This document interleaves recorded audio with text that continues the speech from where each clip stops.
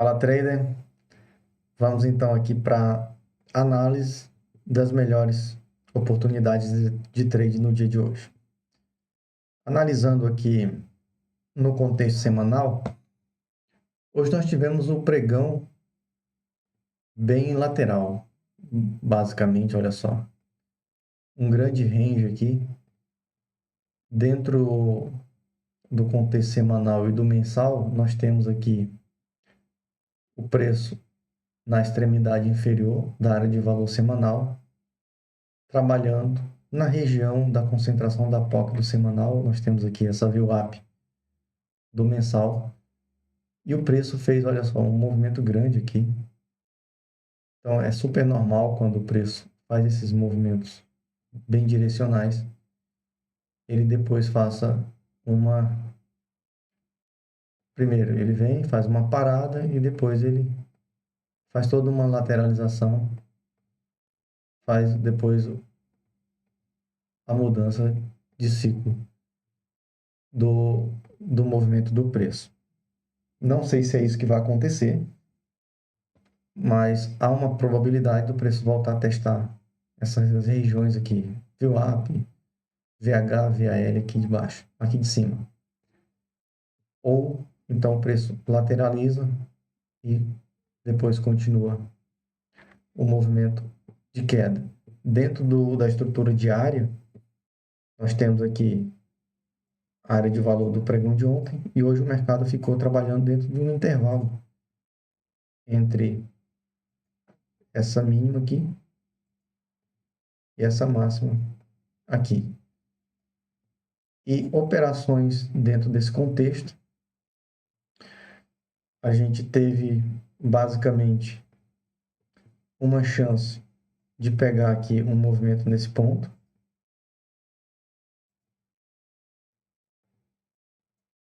E aqui, nesse ponto aqui, nós tivemos uma chance também. A compra mais consciente foi bem aquilo, depois que o preço passou da VWAP. E essa compra aqui no fundo foi uma compra mais no risco, baseado no contexto da POC do pregão anterior. E esse movimento aqui, depois que aconteceu, ele ficou muito bonito, porém ele foi muito rápido.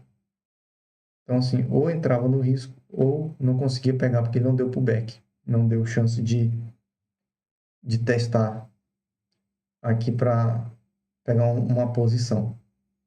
Então, basicamente, eu vou te mostrar aqui no fluxo de ordem essas oportunidades. Essa venda, essa compra, essa compra aqui. E também vou mostrar como é que o preço fez esse movimento aqui pelo fluxo de ordem. Então, vamos lá, olha só, o pregão abriu bem dentro desse volume do fechamento de ontem. Ele ficou bem volátil nesse momento aqui, ó. Nós temos esse range aqui, que é esse range aqui da POC, dessa área de valor. E uma coisa que era normal acontecer e não aconteceu, seria o preço fazer uma violação desses fundos aqui. Seria muito legal se o preço tivesse feito isso hoje. Daria muito mais confiança para entrar comprado já do início. Mas ele não fez. Então, assim, dá aquela sensação de que o preço não está pronto ainda para subir, porque ele não fez aqui a validação desse profile aqui que tem aqui praticamente um leilão não acabado aqui ainda. Não fez aqui a limpeza do fundo, não tirou a liquidez aqui que tem nesse fundo. Mas também acontece, viu? Às vezes o preço ele não viola porque a demanda tá pegando tudo que desce aqui e estão acumulando. Mas nós tínhamos esse contexto aqui, se eu pegar a POC desse range, ela vai estar mais ou menos aqui, e se eu marcar essa POC, foi onde o preço parou hoje. Então, aqui eu tenho esse excesso na compra e depois eu tenho aqui, ó, um excesso na venda e a virada, a venda não aceitando ofertar abaixo. Aqui eu tenho esse imbalance, esse desequilíbrio. Depois, quando o preço volta nessa região, que é esse ponto aqui que eu estou mostrando agora, ele vem, olha só, faz aqui um volume grande, desequilibrando na venda. Depois ele faz uma virada de cluster com menos volume, jogando a POC para cima, quebrou a liquidez desse aqui, só que depois ele vem fazer um teste novamente, mas a gente vê uma exaustão. Quando ele dá a sequência de novo, nós vemos aqui uma sequência de 3 clusters, entrando bastante em desequilíbrio aqui na compra e jogando as POCs para cima, quebrando a liquidez desse ponto aqui, ó. Então quebrou essa liquidez. E depois quando ele volta para testar, olha só, ele vem e o volume está diminuindo. Novamente, como eu falei, havia a chance de ele romper isso aqui para pegar mais liquidez embaixo. Então, por isso que eu falo que é uma entrada mais no risco apoiado no contexto anterior, que seria uma entrada em cima dessa ponta aqui da quebra de liquidez, e o stop ligeiramente aqui abaixo. Então, se entrou aqui um stop ligeiramente aqui abaixo, 20 pontos, 20 ticks, 100 pontos de stop. Se escolheu entrar aqui no imbalance da iniciativa desse movimento, pegou aqui uns 80 pontos de stop. E aí o preço foi. Já nesse ponto aqui, depois que ele rompe a POC, eu considero aqui um ponto mais confiante para entrar, justamente porque ó, eu tenho esse excesso aqui da venda, eu tenho essa POC aqui da venda e eu tenho essa daqui. Ó. Então, observa que os maiores volumes de venda, eles foram quebrados e o preço foi para cima. E aqui, ó, nesse ponto aqui, quando ele rompe, ele faz um excesso e depois joga a POC para cima. Então, aqui vira um ponto de teste depois do pullback, porque toda a liquidez de oferta foi quebrada e agora eu tenho um sinal de que a partir desse ponto para baixo não tem mais interesse da venda. Então, quando ele vem, faz esse excesso e depois a compra volta a pagar aqui novamente, então fica um posicionamento bem legal. Apesar de que o preço não conseguiu evoluir muito a partir disso, ele fez grandes volumes e não desenvolveu muito, justamente porque ele ficou travado nessa região da VWAP e nessa região próxima aqui, a VH do pregão de ontem.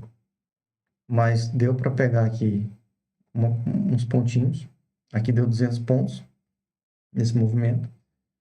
E depois, quando ele faz esse excesso aqui e vai jogando a liquidez para cima, quando ele volta fazendo o teste, ó, ele testa de novo as POCs aqui, e ele dá mais um movimentozinho de 200 pontos.